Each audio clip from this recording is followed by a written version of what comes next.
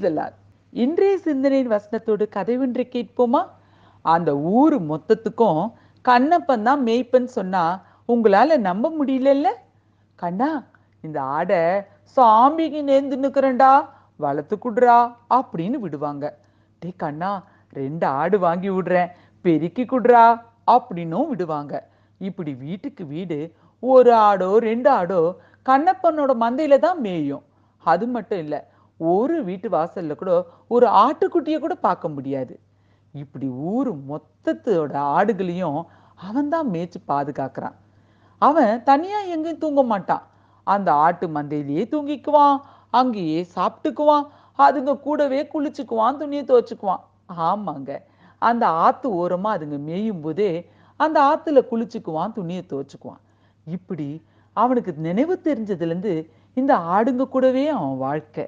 அவனுக்குன்னு அம்மா யாரு, அப்பா யாரு எதுவும் தெரியாது. அவனோட உறவு எல்லாமே இந்த ஆடுங்க தான். அட, யாராவது வந்து ஒரு ஆடை எடுக்க முடியுமா என்ன? அவ்வளவுதான். அட, ஒரு மிருகம் கூட வந்து ஒரு ஆட்டை எடுக்க முடியாது, கொன்னே போட்டுருவான். அவளை ஏங்க, அதுங்களுக்கு எப்போ எப்படிப்பட்ட உணவு கொடுக்கணும், எப்போ புல்ல கொடுக்கணும், எப்போ தழையை கொடுக்கணும், இப்படி பார்த்து பார்த்து உணவு கொடுப்பான். ஒரு ஆடு கூட நோயாவோ நொண்டியாவோ முடமாவோ இருந்தது இல்ல. சந்தையில கூட கண்ணை வளர்த்த ஆடுன்னு சொன்னா தனி மரியாதை, விலை கூடங்க. ஆமாங்க, அவனோட மந்தையில இருக்கிற ஒவ்வொரு ஆட்டையும் அவனுக்கு நல்லா தெரியும். அதை அருமையா பாதுகாப்பான். இன்னைக்கு நம்ம பிள்ளைங்களும் ஸ்கூலுக்கு போயிட்டு வராங்க. ஆமா, டீச்சர்ஸ் கிட்ட நல்லா கத்துக்கிட்டாங்க, அப்பா கவலையே இல்லை அப்படின்னு நம்ம சொல்ல முடியுமா? அட, எங்க கேக்குறீங்க? காலையில ஒரு டியூஷன், சாயந்தரம் ஒரு டியூஷன், ஒரு சப்ஜெக்டுக்கு 1000 ரூபாய் கூட வாங்குறாங்கங்க.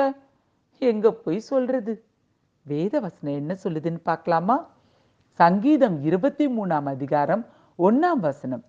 கர்த்தர் என் மேய்ப்பராய் இருக்கிறார், நான் தாழ்ச்சி அடையேன். ஆமாங்க, கர்த்தராகிய இயேசு கிறிஸ்து நம்மளுடைய மேய்ப்பரா இருக்கிறாரு.